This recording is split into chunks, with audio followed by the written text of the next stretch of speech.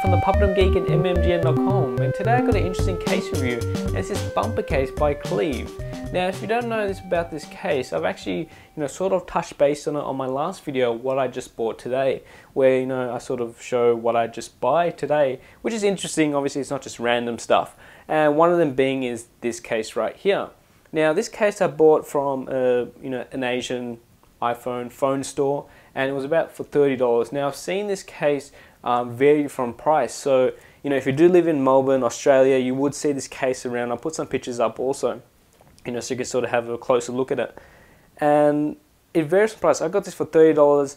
I've seen it, in some other shops for $70, just because it is an interesting case, so they can charge that price. But because it's from, Japan or Hong Kong, wherever, I'm sure it's only like $10. Maybe you can find it on the interwebs somewhere. But nevertheless, it's actually a really great case. It's made out of aluminium, really hard stuff. So I'm sure if you were to drop it, it would take the impact. But then again, it's saying it doesn't protect any of the screens. So, but for a bumper case, it's really cool.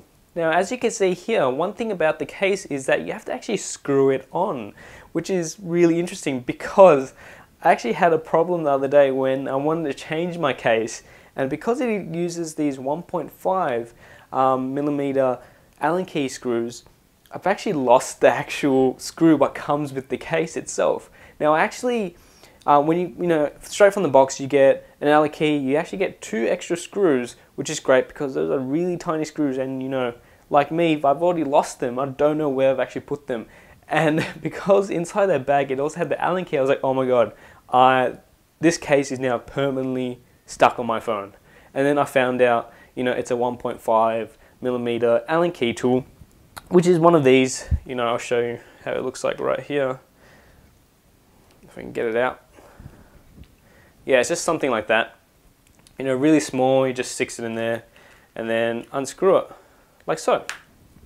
Either way, I lost it, so I would say keep it in a good place. If you have an Allen key set, make sure it fits, because I had another 1.5 and it didn't fit.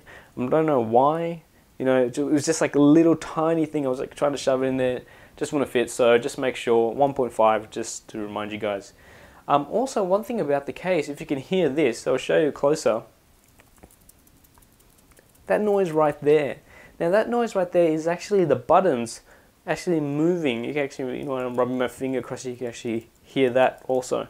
And that's because the buttons are not permanently, on the case itself. You actually got to put them in and then put the bumper over them.